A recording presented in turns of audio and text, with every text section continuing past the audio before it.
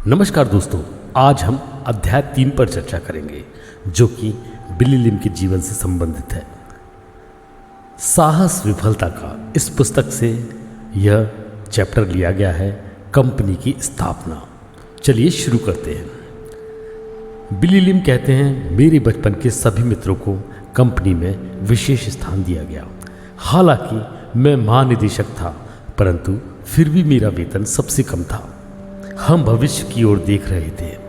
हमने मात्र एक उत्पाद मल्टीपर्पज लिक्विड क्लीजर से शुरुआत की। हम विपणन, वाणिज्य एवं निवेश प्रणाली के मामले में पूरी तरह अनुभवहीन थे, परंतु हमें बस खुद पर यकीन था।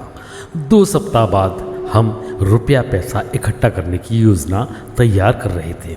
बाजार में हमारे उत्पाद की भारी मांग थी, परंतु हमारी जेबें खाली थी।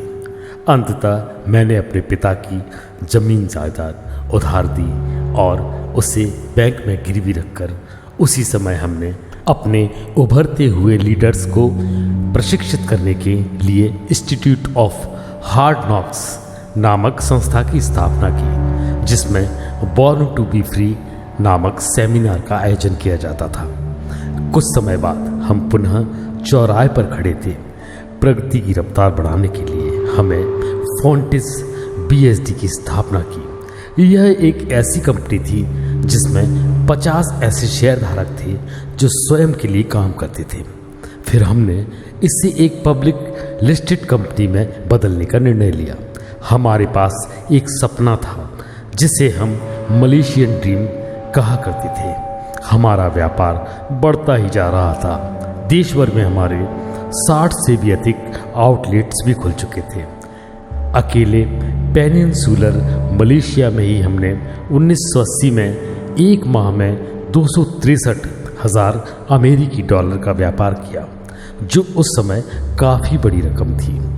उसी समय हमने एंटरप्रेन्योर्स को प्रशिक्षित करने के उद्देश्य से केजी लिम एवं जेम्स चैन के साथ मिलकर हमने इंस्टीट्यूट ऑफ हार्ड नॉक्स नामक नई कंपनी की स्थापना कर डाली, जिसमें श्री गेन एह सेंग, श्री लॉ बेई छई, श्री लू याओ कॉन्ग एवं श्री एव वैग हंग को प्रशिक्षक रखा गया। हम शिखर पर थे। हम पूरी दुनिया जीत लेना चाहते थे। हमारे आउटलेट्स बढ़ते ही जा रहे थे। हमारे वितरक, जो व्यापार प्रबंधक भी थे, अन्य देशों में समान व्यापार विस्तार के लिए प्रशिक्षित किए जा रहे थे। 18 मई 1980 को हमने डायरेक्ट सेलिंग कंपनियों के इतिहास में देश की सबसे बड़ी सभा का आयोजन किया, युवा एंटरप्रेन्योर्स एवं राष्ट्रीय लक्ष्य। इस सभा का विषय था जिसमें उस समय के हमारे उप प्रधानमंत्री एवं वाणिज्य उद्योग मंत्री डॉक्टर महातीर मोहम्मद भी उपस्थित हुए थे। हम देश के भविष्य के निर्माण में जुटे हुए थे। उस समय मैं मुश्किल में 30 वर्ष का ही था। मैं देश के उप प्रधानमंत्री के साथ भविष्य की संभावनाओं पर चर्चा कर रहा था। सच कहूँ तो उस समय मैं भीतर से काफ़ी डरा हुआ था। मुझे अपनी उपलब्धियों पर विश्वास ही नहीं हो रहा था। वर्ष 1981 से वर्ष 1983 के दौरान कंपनी के मूल ढांचे में परिवर्तन के समय हमें कड़ी चुनौतियों का सामना करना पड़ा। अंततः अगस्त 1983 में हमें अपनी कंपनी बंद करनी पड़ी। यह मेरे लिए एक बड़ा धक्का था, परंतु कुछ नाटकीय घटना घटित हुई। असफलता की हालत में मैंने अपनी वास्तविक सफलता को महसूस करना आरंभ कर दिया। मुझे पता चला कि कौन सा कदम हमने गलत दिशा में उठाया। कंपनी बंद होने की घटना एवं अपने वितरकों की जिम्मेदारी को लेकर मैं चिंतित था। मुझे मलेशियन ड्रीम के पूरा न होने पाने को लेकर बहुत दुख हो रहा था। मैं धनी परंतु अंदर से टूटा हुआ था। 5 अन्य निवेशकों के साथ मिलकर मैंने 76,000 अमेरिकी डॉलर की बैंक गारंटी का सामना किया। मैं न्यूडल्स के सहारे ही जी रहा था। मुझे किराए के छोटे मकान में लौटना पड़ा।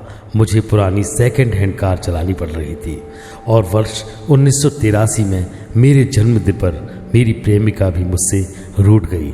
मैं भावनात्मक रूप से टूट गया।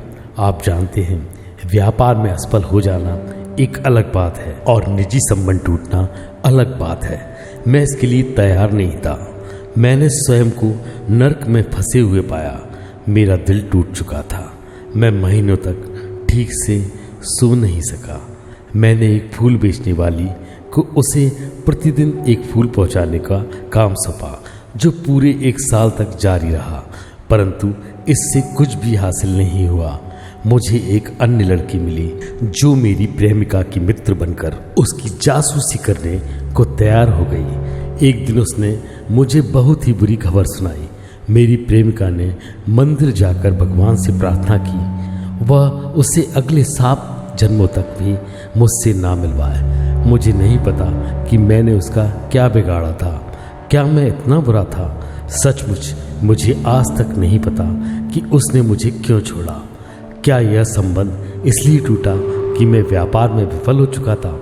मैंने बचपन में बहुत ही बुरे दिन देखे। मैं अच्छी नौकरी पाने में विफल रहा, मैं व्यापार में असफल रहा और अब मैं रिश्ते निभाने में भी नाकामयाब रहा। मुझे आश्चर्य हो रहा था यह सब मेरे साथ ही क्यों हुआ। आज भी लोग मुझसे पूछते हैं आपने यह सब कैसे सहन किया, परंतु यह तो मुझे ही पता है कि ये कड़वे घूंट मैंने कैसे पिए। तो दोस्तों, ये था बिली लिम के जीवन का तीसरा अध्याय। तो दोस्तों, कैसा लगा आपको ये ऑडियो बुक? अगर आपको ऐसे ही ऑडियो सुनना पसंद है तो प्लीज़ इस चैनल को लाइक करें, सब्सक्राइब करें और शेयर करें। धन्यवाद।